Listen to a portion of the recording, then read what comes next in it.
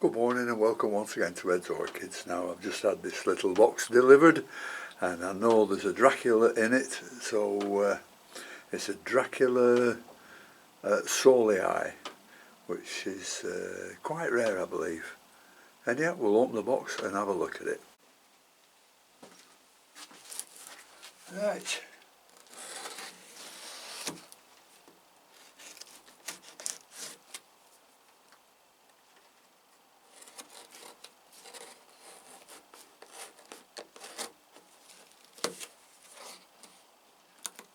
Right, it's only very light, but there's only one plant in it. Bit of paper packaging.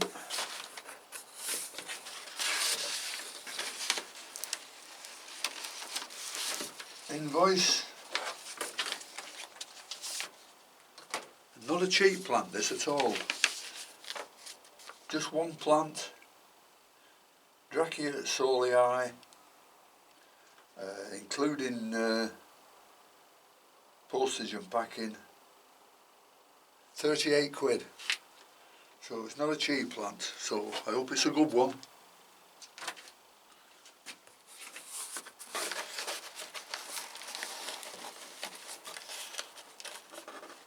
Oops. Sticking it just stuck in the box there.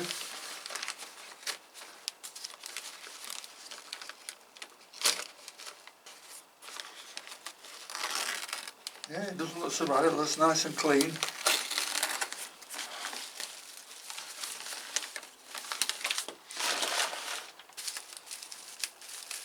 Cut this. That's it, it's come off easy. There we are. Just put it on the table and move the papers.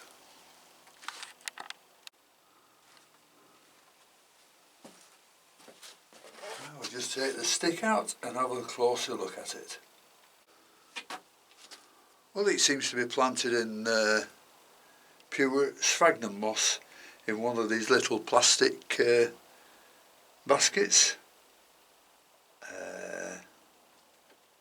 I expected the plant just to be a little bit bigger. There's more growth, but nevertheless it's got a new growth there. It's got a new growth there. It's got a new growth coming up there, and one here, and one here. So it's got about 6 new growths on it. So I'm not complaining about that one at all. Yeah, it's in full sphagnum moss. That's very wet. So I think I might just leave it in here for a few days before I do anything with it. But looking quite nice. Now this plant, this Dracula saulii, was first discovered somewhere around 15 years ago in the Andean mountains of Peru. They've been found growing at heights of 1,000 to 2,000 metres and are classed as cold to cool growers, but I imagine like the Masdevallias, they'll grow in the same conditions and they will stand temperatures from around about 10 centigrade up to 25 centigrade with no trouble at all. My pal David has one. He grows in intermediate conditions, not one of these plants but a Dracula, and it's had 9 or 10 flowers on it and it's been in flower for nearly 12 months. Now this plant is definitely in pure sphagnum moss. It has no additives in it, but you can plant these in small bark with sphagnum and perlite. But I've been watching 1 or 2 videos about Draculas before this one came, and I was quite impressed with Brad's greenhouse, where he grows Draculas and he grows them very, very well. He said he'd tried his on sphagnum and bark, but they didn't do as well as pure sphagnum, and he's shown how to plant one up in sphagnum, and he keeps like that for about 2 years before he redoes it again and splits it. They do very well in open plastic baskets like the one it's in now, and providing they have a lot of good air movement and in shady conditions. They grow to around 6 or 7 inches tall, and they've sort of strap-like leaves on them. And they, like all Draculas, or most Draculas should I say, the blooms, the spikes appear by coming out of the sides of the bottom of the pot and sort of hanging down. And they can produce multiple blooms. Now these saulii that got discovered those few years ago, you've got to look it up on the web to believe what they look like, because the pure white in bloom and look like they're covered in pure white hair with pink in the middle, and for all intents and purposes they look remarkably like a Japanese snow monkey. Absolutely gorgeous they are, with 2 black spots for their eyes. They're like a bright shade, no sunshine, like a lot of these epiphytes.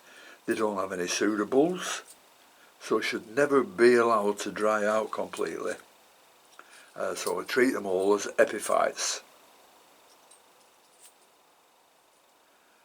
Now fertiliser should be a bit well balanced one, and fed probably at half strength every week. But it's also very important to flush it in between feeds to wash out any of the salts that the plant doesn't need. Now when I feed this, I'm going to have a mixture of calcium nitrate, phosphorus and seaweed nutrients. Now the phosphorus will be the most important one I think in there, and when I mix it up, the ppm of the feed water will be around about the 180 to 200 mark. And I propose to put in calcium at 50 parts per million, seaweed extract at 50 parts per million, and the phosphorus at 80 parts per million. Now the phosphorus has an NPK of 16, 20, 24. That means it's 16% nitrogen, 20% phosphorus and 24% potassium. Now the nitrogen will promote growth and help towards keeping the plant healthy. The phosphorus will do exactly the same, but it will also help with the growth of the roots. And the potassium will, or it should do, produce more and larger blooms. So we'll see how that goes. That'll get, as I said, that'll get done once a fortnight and flushed in between there, but make sure it never dries out. And Draculas are members of the pleurothallid family, just as the Masdevallias and all the pleurothalids of course, and they all virtually need the same treatment.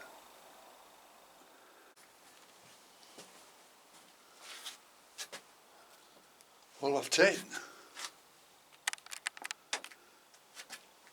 the Dracula out of its pot, and there's a big wedge here of, let's get it in focus, of hard sphagnum moss.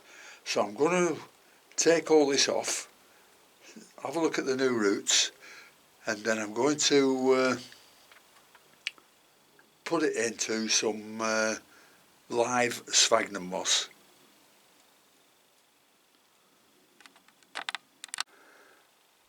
Well, I've took as much of the sphagnum moss out as I can. There's not much left. You see the brown roots are almost going over. There's some of them dead, but I'm going to leave those in or else there'll be nothing to plant to. and if I turn it round you'll be able to see the new growths much better. Can you see them there? Some beautiful new growths. So I'm going to plant this up in some live sphagnum moss. Well, there's the live moss and the plant and the pot I'm going to put it into, which is probably twice as big or 3 times bigger than the one it came in. Now I've cut all the holes big in the pot and also in the bottom, which I'll show you. I've cut the holes in the bottom as well there to let more air in, and also to let the spikes go through when it starts blooming.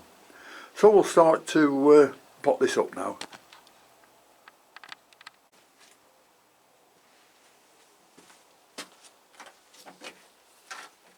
Right, so we'll get some moss.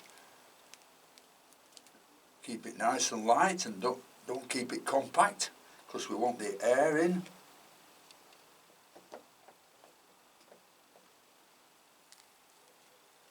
Just a little more.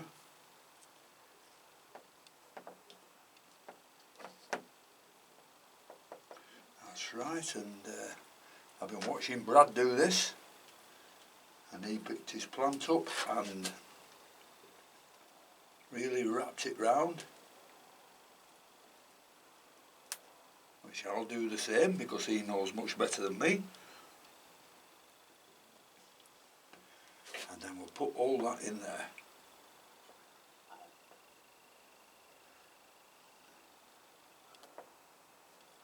Just make sure it's not, it's got to be firm in here, but not packed so tightly that you can't let the air in, because the air is just as important as anything else keeping it moist.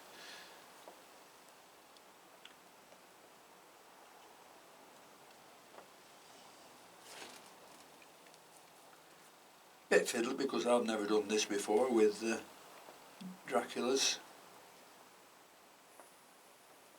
And if everybody's not quite sure of the name, it's Dracula saulii. You can see that. Saulii. I think it was named after Louis Saulii, who discovered it, as I said, earlier this century.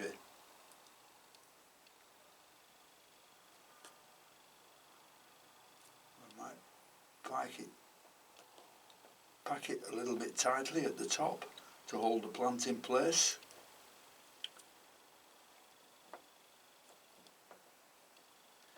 A little more down here.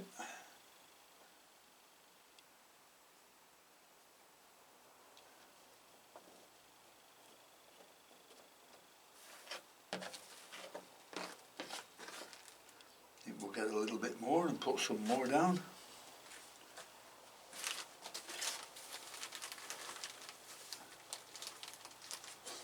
Here we are.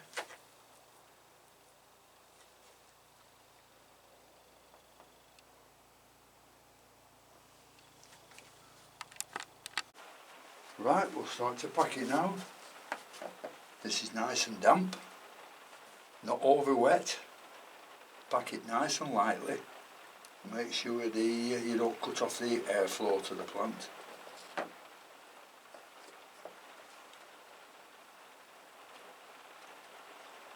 Let's put a bit in there, and then get your plant.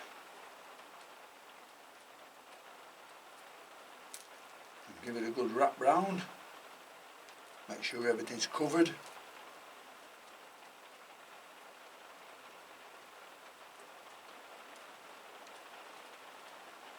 And lower it in there.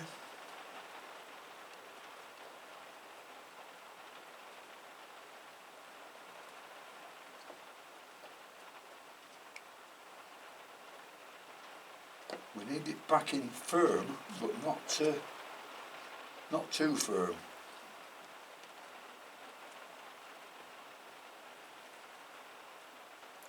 got all the new growths at this side, so looks like everything's going to grow this way.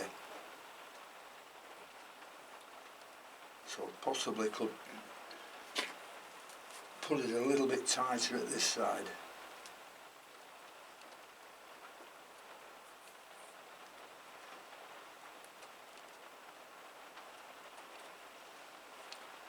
Nice moss this, really is. Just have to keep it nice and damp.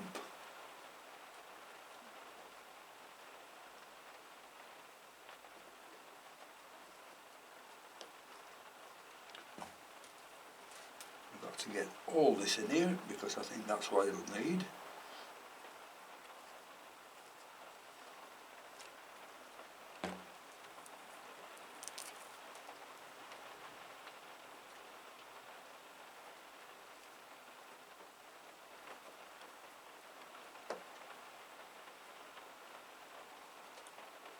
Quite firm, that one.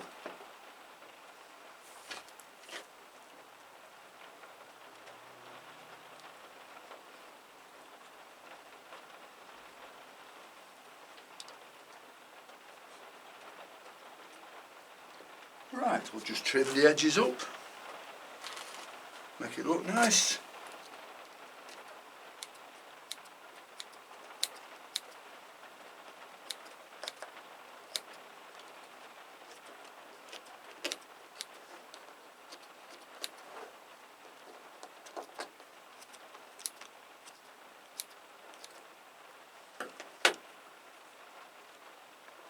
There we go, we'll put the label back in.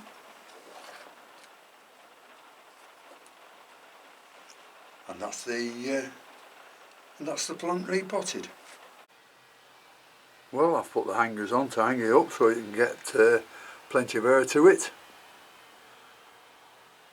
And nothing now remains but to thank you all for taking a look. A big thank you to all my subscribers, and until next time, I'll see you all later. Bye.